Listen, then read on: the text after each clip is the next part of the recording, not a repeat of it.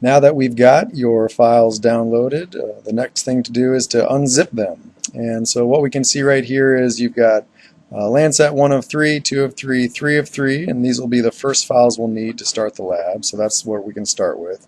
So for this first one, you can right click on there, and what you should see is something like this, and you can choose extract all, and then you can choose where would you like to extract this.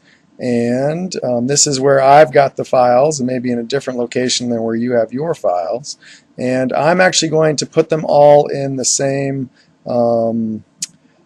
directory. So I'm going to choose here data, and this is where I'm working, labs, and still working lab 1. I'm going to make a new folder here, and I'm going to call it Landsat data.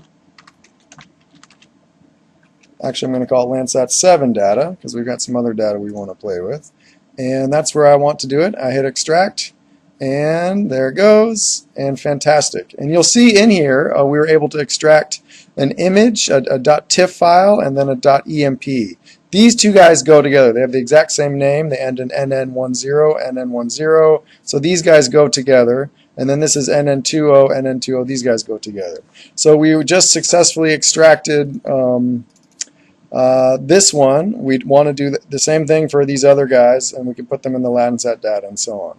One other thing to point out is there's an additional file that you'll need later on in the lab. That's this guy right here. And you'll see it's got a different kind of file compression notation, this .tar.gz.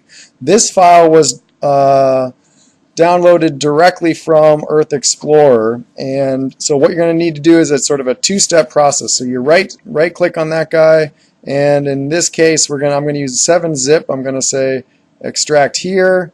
It's going to go through this process, and now it's creating this .tar file. Still it's zipped in this .tar zipping, so we have to actually do it again. But we can see it went from 422 megabytes up to a gig.